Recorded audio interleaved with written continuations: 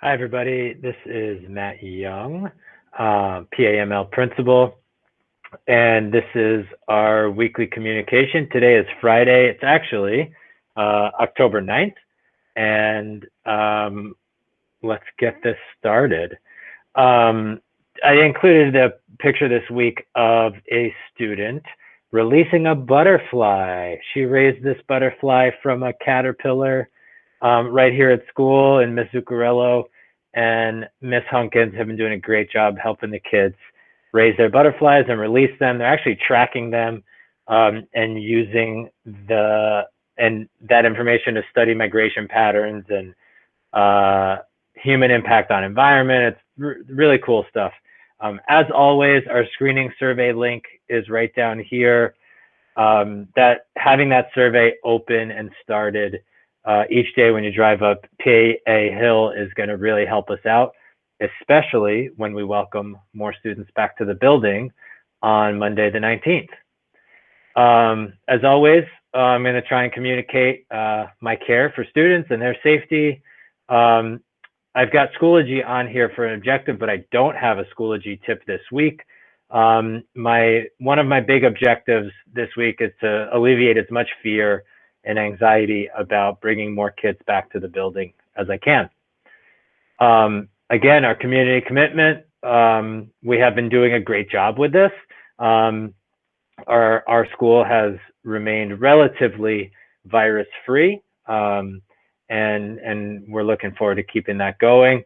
As always, wear a mask, wash your hands often, practice social distancing, stay home when you are sick, and travel only when necessary.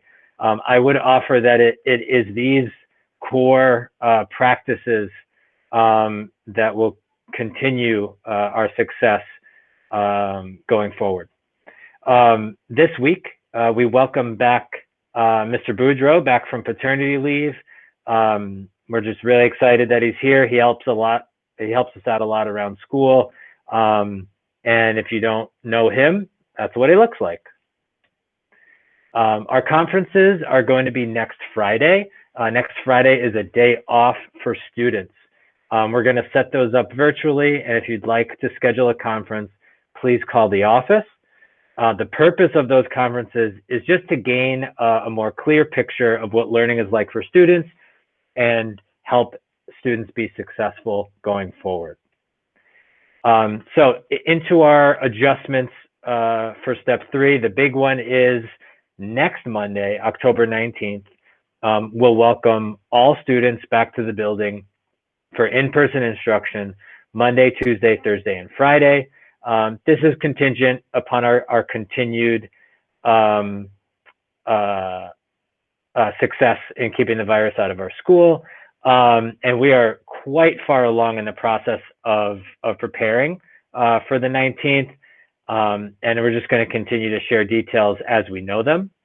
One of the big details is it was necessary for us to reshuffle our 8th grade cohorts. In step 2, in order to run our Spanish 1 program, we had to make these really unbalanced groups, and we're looking to correct that as we do this. We're still going to keep those groups for one transition for wellness, PE, art, design, tech, and Spanish. And this would be a great time if anybody did want to switch out of Spanish 1 to do so. The team is done making those groups, and they're in the process of letting students know what groups they're in. You may see some extra or new courses in Schoology. Until the 19th, just please ignore those. There's going to be a sync that happens between PowerSchool and Schoology on the 19th that's going to correct any of that extra information. So just some morning screening reminders. On Monday, this coming Monday, the 12th, we're going to begin asking some students to exit their vehicle and complete the screening in the gym. They'll come back out, wave to the car, say everything's okay, and then continue on through the middle level entrance. Students who are completing the screening from their own device, we're just going to keep doing the same thing we've been doing. And like I said earlier, as we welcome more students, it's going to be really critical to have, as much as possible, have that the survey up on a device in your car. So all we have to do is do the temp and you're on your way. The other thing for middle level specifically is that what we notice is that after 8 o'clock, the number of people that we're screening drops way off. So please, please, please, if you can, plan to drop your student off after 8 o'clock, if possible. That's really going to help things out a lot. I included a link to the screening right here as well. One of the things we committed to this year that's consistent with the guidance from the Secretary is that when we are doing our intruder emergency preparedness drills, we use a brand called Alice, that we would let our community know that we're doing that each time. So on October 12th and October 13th, we're going to be doing those drills. Also consistent with the guidance is that we won't be doing any physical practice. Students, a teacher is just going to read a scenario to the students, and they'll talk about what they would do in that scenario. It still can be unsettling to talk about an emergency like the ones described in the Alice training, but we believe it's really critical for the safety of our students, our faculty, and our staff to be able to just rehearse, even if it's just in discussion form, rehearse what we would do in a situation like that. It could save a life. In a couple of weeks, we'll be doing the Healthy Lamoille Valley Survey. You can read all about it here. The important piece of information is that if for some reason you want your student to opt out of that survey, please email Margot Warden. She's our new school assistance person right here, Margot Warden at lssu.org. And please do that by next Friday so that we can make sure your student doesn't sit for the survey. We'll be doing that in a couple of weeks. This athletics update hasn't changed. Just a reminder, good idea to review these bullets, and all of the information you could ever hope for is right here in these spectator guidelines on the website and on the activities website here.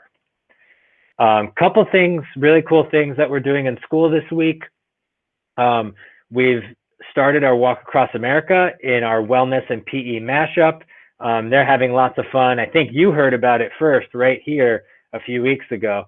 And you can read more about it in this recent update from Mrs. Ferrasi and Ms. Cuvedo.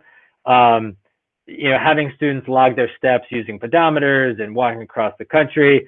It's just been a really engaging way to practice a healthy activity. It's been great. And I think from what I understood, we've already passed the Rock and Roll Hall of Fame in Cincinnati, Ohio. This week, our 7th grade students took a walk down to Oxbow Park and did some nitrate testing, dissolved oxygen testing, and phosphate testing in the water of the Lamoille River. And it did really occur to me that this is something that we would do under normal circumstances pre-COVID. So it was just a nice example of kind of how we're able to still do some normal PAML things despite all of our COVID restrictions. Kids had a great time, and nobody went swimming. I had 2 questions this week that I think reflect some general and appropriate concern about returning to the building to all students 4 days a week next Monday on the 19th. And this question asks about spacing. And so current guidance recommends students to be placed 3 to 6 feet apart whenever possible. In many cases in our building, students will be further apart than 6 feet. In many cases, it won't quite make that 6 feet benchmark. As a general rule, we're setting up classrooms to create as much space between students as possible. We're rearranging furniture. We're trying to swap out for as many single desks as we can. And in some cases, we're just not going to use desks at all. Kids will just use their Crazy Creek chairs indoors. Our schedule is also being reconfigured to make some more space. The example I'll use is what we did with that 8th grade group. Going from potentially 20 plus students in a class down to 14 for most classes is really going to help with spacing. And it also, there is nothing, there's no magic around physical distancing. It's just one of the many things that we do to keep kids safe. So we're trying not to put all of our eggs in that one physical distancing basket. We wash our hands, we wear masks, we go outside when we can. So we're doing a lot of things, not just spacing. So this is a question about being in the classroom all day with no switching rooms. And so our step 3 plans include the possibility of transitions into different rooms for expos and PE. Not all teachers are taking advantage of that possibility all the time. So at times they will move, at times they won't. We're trying to just do what makes sense.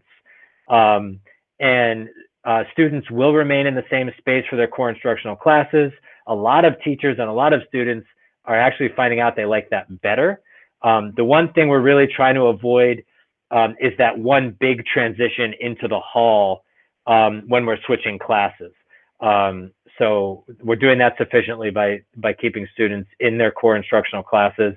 But I do know Ms. Thomas does plan to have kids transition into her room for Spanish. When it makes sense, Ms. Lynch is going to transition into her room for art. Mr. Weiss is very excited to transition into his room for design tech. And there are also some other reasons why teachers might have students transition into different spaces. Step 3 allows for that, and we'll take advantage of it when it makes sense instructionally. That's all I have for this week. Thank you for tuning in with me. Please use the link below right here to add more questions. I'm happy to answer them. You're also always welcome to get in touch with the office. Have a great weekend.